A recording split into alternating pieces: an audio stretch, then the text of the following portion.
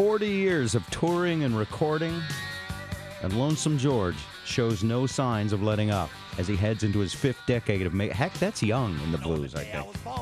His new album, Icon, features tracks from throughout the Destroyers' catalog, and it's available now, as is the new DVD, George Thorogood and the Destroyers Live at Montreux.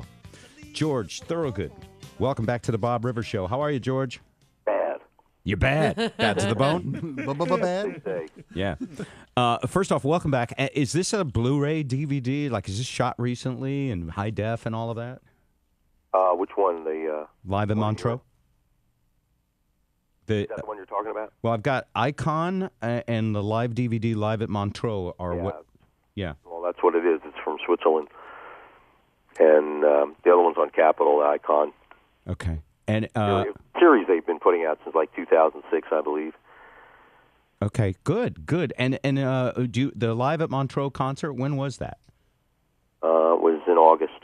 Okay, so it's very recent. And is it beautiful, like beautiful surroundings? Are you playing against Swiss mountains? I've never been to. It's against a lake, isn't it? Yeah, it was a big lake out there outside the hotel, as I recall. I didn't really get a chance to see much of it. You don't really see too much when you're traveling on the road with a band, unfortunately. That is true. You would like helicopter drop into a gig, right? It's not like you get on a tour bus and you drive all around Switzerland. No, I don't. I don't have the energy for that sort of thing. I try to get in a horizontal position as often as possible. That's right.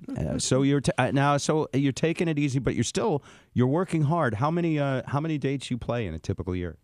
No, depends on the year. Sometimes I do 60, sometimes I do 80, and usually around 70 a year. Which is a lot of shows. You're sharp. You love the music as much as ever. Be honest. Well, especially now, more than ever, because that's what you work to become an established act. So you can get booked due to your catalog and your reputation and what have you. So this is the spot everybody works for to get to. Right. That's like any business. You know, I mean, who knew McDonald's would take off, or Burger King, or Coca-Cola, or any other company? It takes you almost half a century to get established, and that's what we've been doing. Right.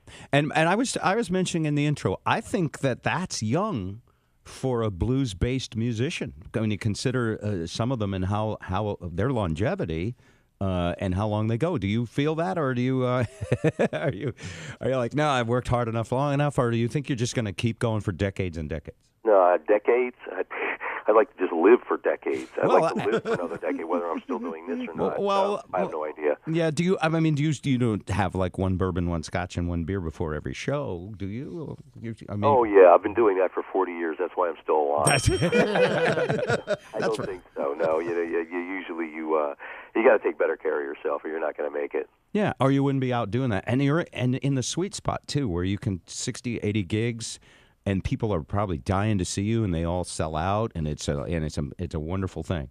Well, dying to see me, I don't know about that. That's your opinion. Yeah. My opinion too, though. Hey, George, you're playing up in Vancouver. I used the word eager to see you. Eager, okay. Yeah. Dying to see you. Oh, you shouldn't say that. The more decades you have. Like that. Yeah. Hey, I know you're playing up in Vancouver. Are you guys coming south of the border during that leg, or are you getting close to Seattle?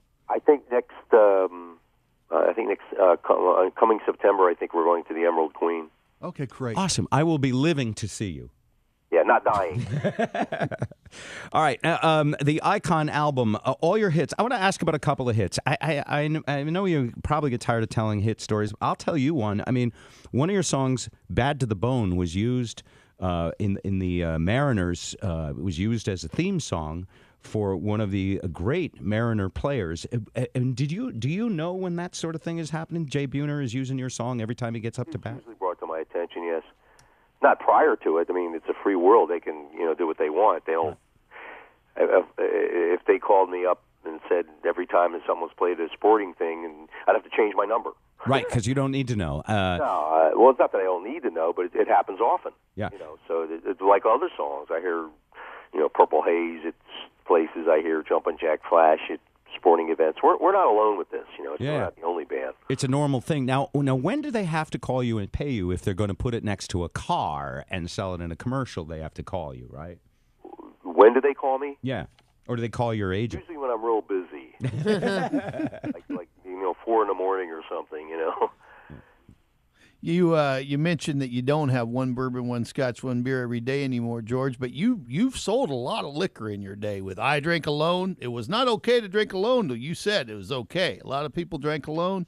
A lot of people drank one bourbon, one scotch, one beer. Have you ever gotten any thanks from the liquor companies, or have you ever gotten any flack from people who might have developed a little bit of a problem with the stuff? Not any flack, but of course they give me thanks. That's why they hire me back. They don't have to say anything. We're a band that moves a lot of beer. When they sell a lot of beer, they make a lot of money. That's They right. make a lot of money. They say get that band back. We're not the only one that sells. A lot of we've always been that way. We're more much a glorified bar band. Yeah, Well, we are. and Yeah. you're Aw, look at you all humble and all. That's all we are. and you're one of the When best. people hire us, they go, "Well, we've sold $15,000 in beer before George even hits the stage." I mean, that's baseball games are like that. Sporting events, beer is cheap to make. It's not expensive to make it, but they charge a lot for it, so they make a profit on it. No All question. the things something's profitable, you're going to keep working. I got to ask you about something we were talking about earlier this morning. I don't know if you've heard it. It just was in the news. But Courtney Love was talking about Bruce Springsteen. They were both at the Rock and Roll Hall of Fame. And she said she loved Bruce as a person, but she doesn't like the music because she thinks there's no place for the saxophone in rock and roll. Anybody that's seen George Thorogood and the Destroyers knows there's a good place for the saxophone. What do you think about a statement like that? There's no place for what? A saxophone in rock and roll, according to Courtney Love.